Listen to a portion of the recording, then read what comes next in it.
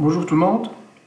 Donc, on va continuer toujours sur les aspects de jointure du SQL, notamment MySQL, en tant que système de gestion de base de données relationnelle. Donc, le langage SQL en tant que tel, Structured Query Language, s'applique donc dans la plupart pour ne pas dire la totalité des systèmes de gestion de base de données relationnelles, donc basés sur le langage SQL. Donc, ce qui diffère un tout petit peu, c'est justement la syntaxe. Ça diffère d'un SGBD à un autre. Légèrement, peut-être qu'il y a des mots-clés que l'on peut trouver dans MySQL, mais pas dans SQL Server, par exemple, ou dans Oracle.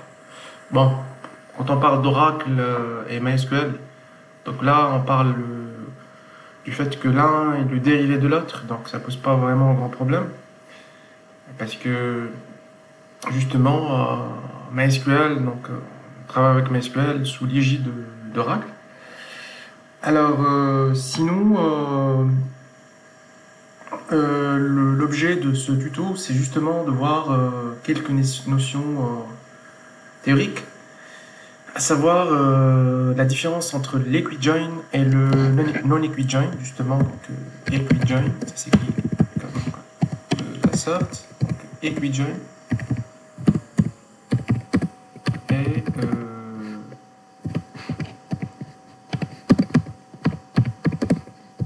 non-equijoin. Donc, il n'y a pas vraiment de mots-clés pour, disons, de keywords à utiliser pour appliquer le equijoin. Donc, il n'y a pas en SQL. Mais par contre, on va définir ce que c'est que l'equijoin. Donc, tout simplement, l'equijoin, c'est quand vous utilisez une jointure avec l'opérateur égal, tout court.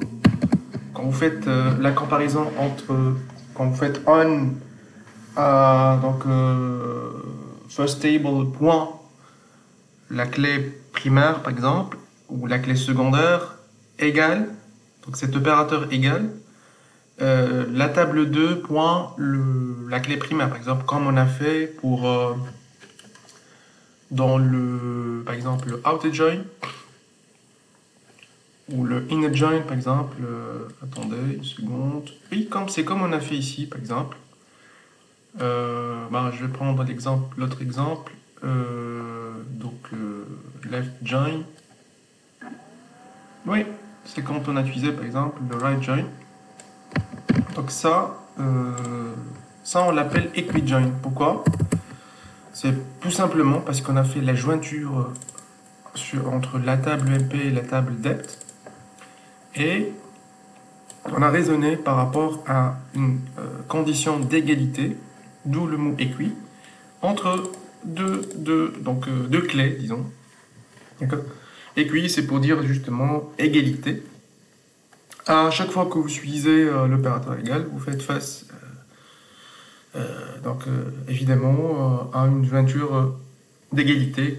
Donc, on appelle dans le jargon du SQL, notamment du MySQL, equijoin. Par contre, pour l'equijoin, c'est quand vous utilisez justement tous les autres opérateurs, à savoir le supérieur, l'inférieur, le supérieur égal, l'inférieur égal. Tout ça, ça s'appelle, donc c'est des opérateurs bien sûr arithmétiques qu'on utilise pour faire des comparaisons. Évidemment, ça revient à faire la même chose, mais on est dans le cadre d'une equijoin, d'accord? Et voilà, donc c'est un peu ça. Par contre, je peux reproduire cette même requête et dire que voilà, je veux justement faire la jointure, par exemple, entre MMP et depth en basant sur un right out join. À chaque fois qu'on a un depth no de la première table à gauche qui est supérieur à celle de la table droite, en raisonnant par rapport à la même clé, bien sûr.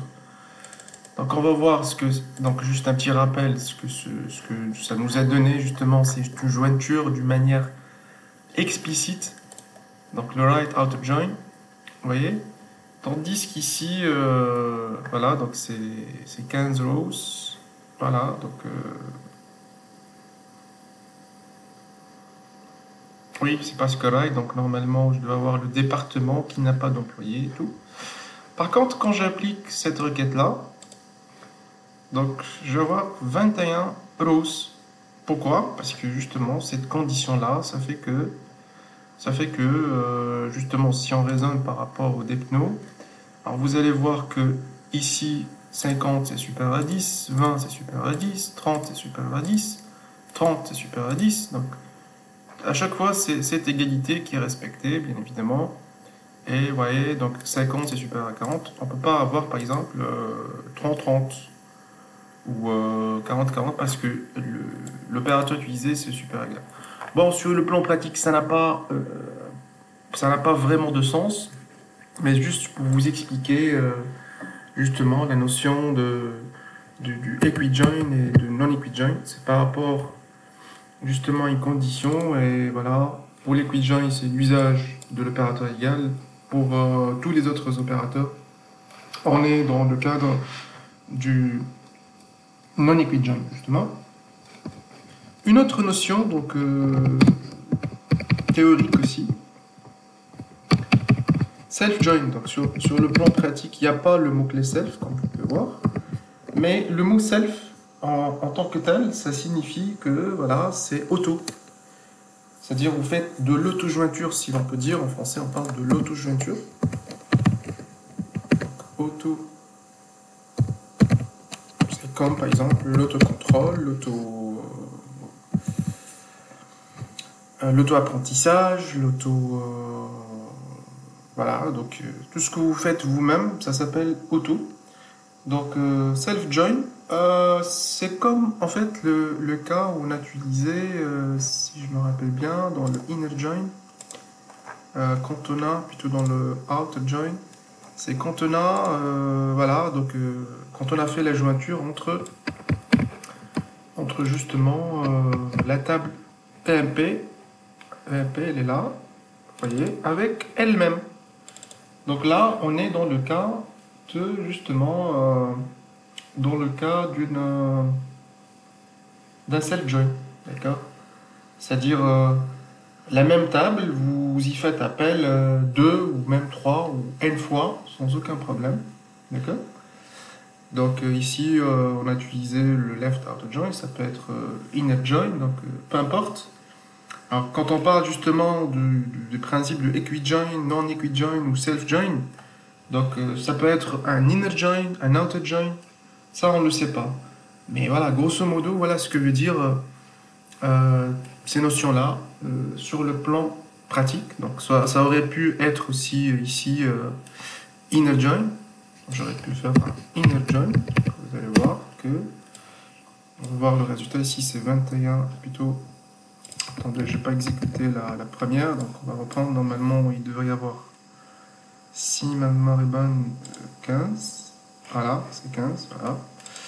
15 employés avec leur supérieur hiérarchique, et à chaque fois on met le mot big boss quand un employé n'a pas de supérieur hiérarchique. Alors si je mets inner join et que j'exécute justement, ça va donner 13 rows parce qu'on ne considère pas le fait qu'il y a une nullabilité en termes de ID, de clé. Donc voilà, dans les deux cas, celui du left, c'était left outer join ou inner join, donc on est dans le cas d'un self join. C'est pas parce qu'on a utilisé outer join ou parce qu'on a utilisé inner join, mais c'est parce qu'on a utilisé la même table pour y appliquer une jointure, donc EMP deux fois ou plus, quand on parle de self join. D'accord? C'est l'auto-jointure. Donc voilà, je vais faire une copie juste pour vous montrer que voilà, vous n'êtes pas vraiment censé. Voilà, ce sont deux exemples d'un self-join. Vous voyez, ici je peux mettre plusieurs exemples. Ici, je peux utiliser l'opérateur inférieur, par exemple.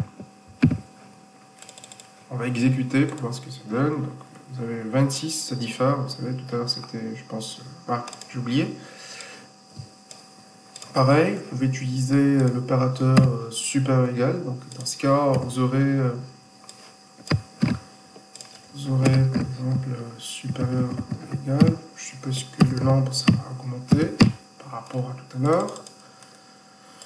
Vous exécutez, voilà, c'est 35, vous voyez. Et vous pouvez aussi utiliser l'opérateur inférieur ou égal. Et là, vous avez 39. D'accord? Donc, peut-être si on avait dans l'exemple de tout à l'heure, dans le justement là, pour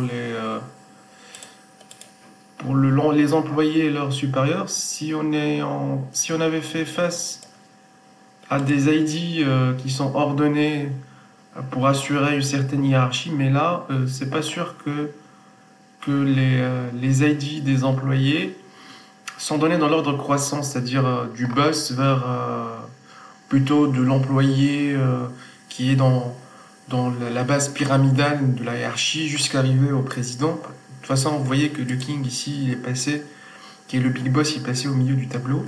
Même si je vais mettre order by what? Ouais.